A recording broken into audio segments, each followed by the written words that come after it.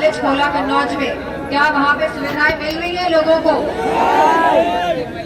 क्या एम्बुलेंस सेवा जो चलती थी, जो घर घर जाके मरीजों को लेके अस्पताल पहुंचाती थी, क्या वो एम्बुलेंस सेवा से आज ठप नहीं पड़ी हुई है?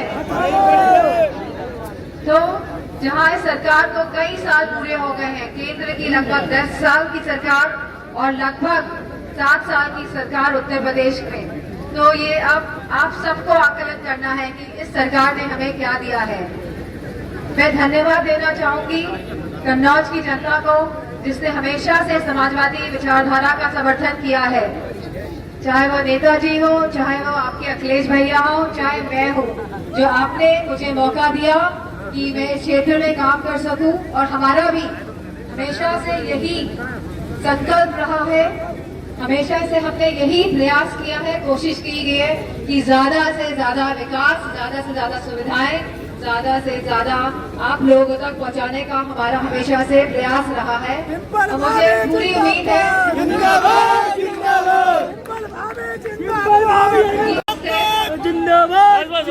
श्री अरविंद यादव जी, श्री अनिल पाल जी, श्री जानू खान जी, श्री कलीम खान जी, श्रीमती कंचन कन्नौजिया जी, श्रीमती अनुपम यादव जी, श्री पिंटू यादव जी, श्री शाखर प्रधान जी, श्री कल्याण धौरे जी, श्री एस धौरे जी, श्री राम सेवक राजपूत जी, श्री गौवर तिवारी जी,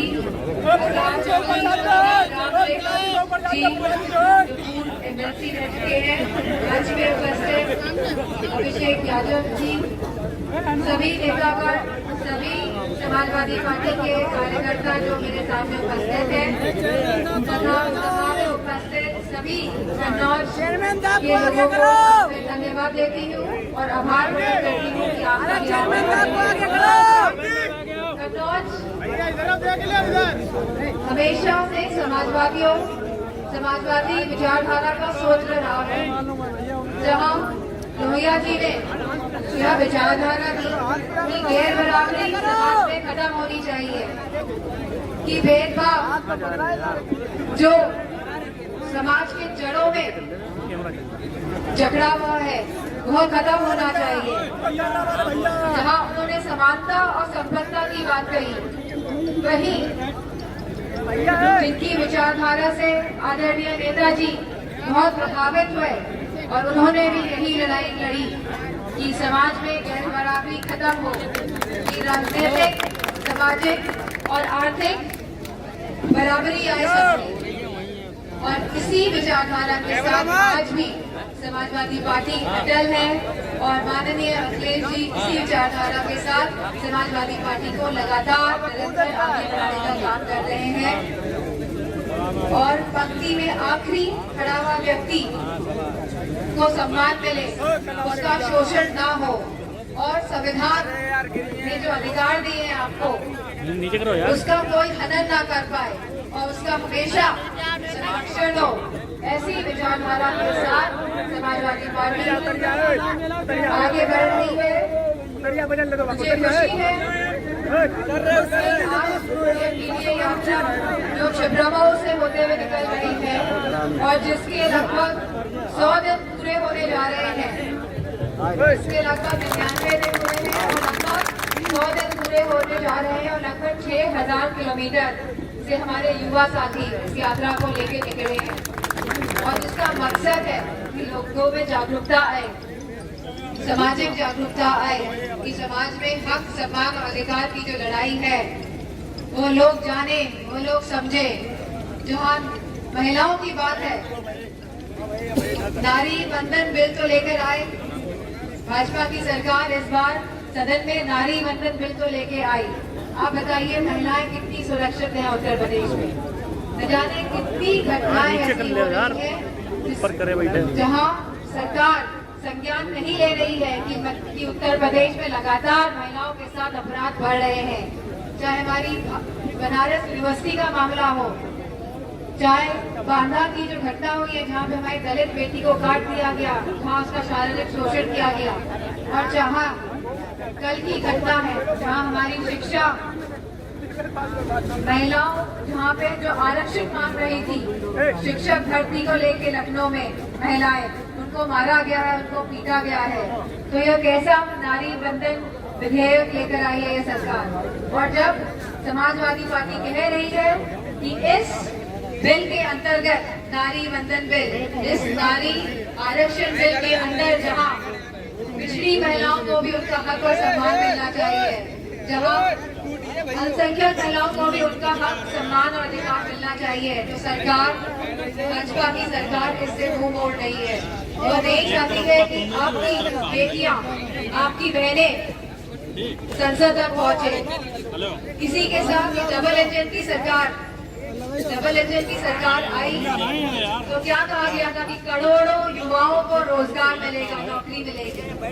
आज युवाओं की संख्या लगातार बढ़ रही है और ज्यादातर जो लोग आज मुझे दिख रहे हैं आगे की तरफ युवा हैं। आप बताइए, क्या कहीं रोजगार मिला है? क्या छिबरामऊ के किसी भी गांव में किसी भी हमारे बुजुर्ग लोग उनके बेटों को रोजगार मिला या नहीं मिला? जो लोग बात तो करते हैं करोड़ों नौकरी देने की, लेकिन इनकी कथनी और करनी में बहुत फर्क है। समाजवादी पार्टी और नेताजी ऐसे नेता थे जिनकी कथनी और करनी में कोई फर्क नहीं था। जो कहते थे वो करके दिखाते थे।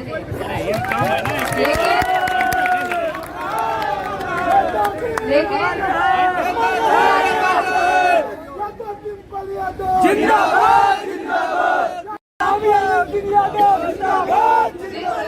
युवा साथी आज ये पीढ़ी यात्रा निकाल रहे हैं और जहाँ ये यात्रा बहुत लंबी थी, लेकिन आप लोगों ने पूरे उत्साह के साथ यह यात्रा निकाली है और मुझे खुशी है कि मैं भी आज इस मौके पे आप लोगों के बीच में उपस्थित हुई हूँ। कन्नौज में तो हुई हूँ और साथ में वेटमोरी में भी उपस्थित होंगी और फोटो वहीं पे खिंचवाऊंगी आप सबके साथ।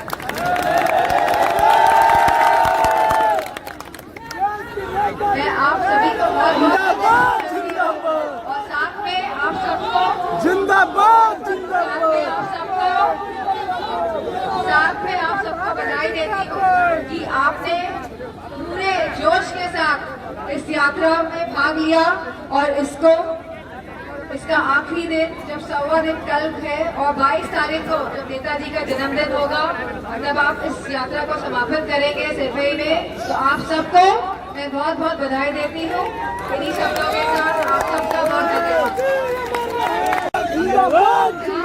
शिक्षा की बात करते हैं, शिक्षा का भी स्तर लगातार उत्तर प्रदेश में गिरता जा रहा है। भाजपा की सरकार नहीं चाहती है कि आपके बच्चे पढ़े लिखे और समझदार बने।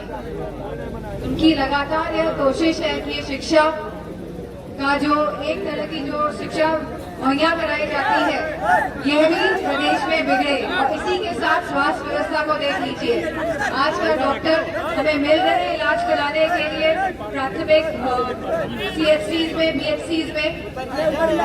आपका इतना बड़ा यहाँ पे मेडिकल कॉलेज खोला कन्नौज में, क्या वहाँ पे सुविधाएं मिल रही है लोगों को? क्या एम्बुलेंस सेवा जो चलती थी, जो घर घर जाके मरीजों को लेके अस्पताल पहुंचाती थी, क्या वो एम्बुलेंस सेवा आज ठप नहीं पड़ी हुई है? तो जहां इस सरकार को कई साल पूरे हो गए हैं, केंद्र की लगभग 10 साल की सरकार और लगभग 7 साल की सरकार उत्तर प्रदेश में, तो ये अब आप सबको आकलन करना है कि इस सरकार ने हमें क्या दिया है। मैं धन्यवाद देना चाहूंगी कन्नौज की जनता को, जिसने हमेशा से समाजवादी विचारधारा का समर्थन किया है, चाहे वो नेताजी हो, चाहे वो आपके अखिलेश भैया हो, चाहे मैं हूँ, जो आपने मुझे मौका दिया कि मैं इस क्षेत्र में काम कर सकूं। और हमारा भी हमेशा से यही संकल्प रहा है, हमेशा से हमने यही प्रयास किया है, कोशिश की गई है कि ज्यादा से ज्यादा विकास, ज्यादा से ज्यादा सुविधाएं, ज्यादा से ज्यादा आप लोगों तक पहुंचाने का हमारा हमेशा से प्रयास रहा है। तो मुझे पूरी उम्मीद है